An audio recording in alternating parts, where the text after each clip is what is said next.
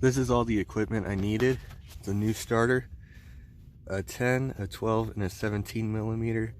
Of course, my ratchet, and then the jack. Start by disconnecting the battery cable, which for me is a 12 millimeter. Just get it loose, and then it'll pop right off and set it to where it won't contact again.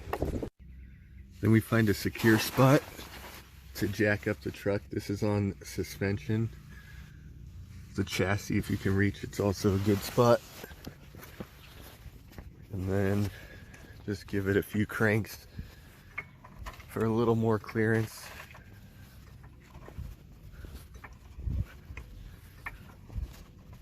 Right about there is going to be good enough for me. And you're gonna want to put jack stands under here on a similar spot where you would jack it. So right here would be a good place. And then we locate the starter right there.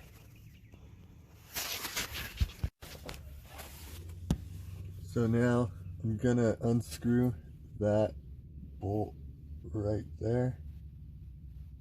My shadow's touching. That's a 10 millimeter for me. Here's what it looks like now that it's off. And then I just have this 17 millimeter and then this 17 millimeter to take off, and the starter will come right out. The two bolts are off, and now it'll just lift right out. Here's the old one. Here's the new one. You can see side by side. They look the same.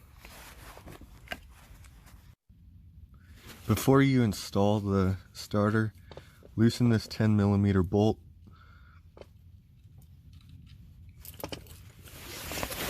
And then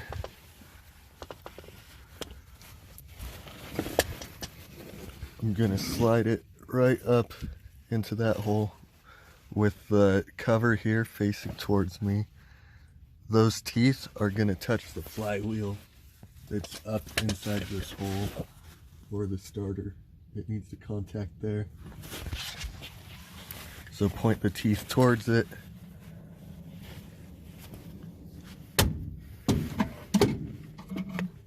Just like that. And I'm gonna need two hands to put the 17 millimeters in. So I started by getting these ones finger tight and tightening them all the way down. This one goes up onto that connection there.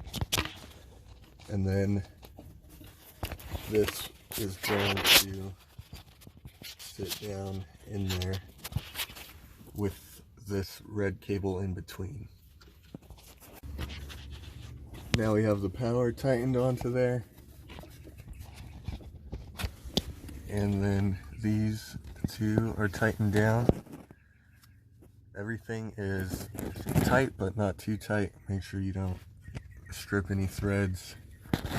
Now we're going to replace the battery connector.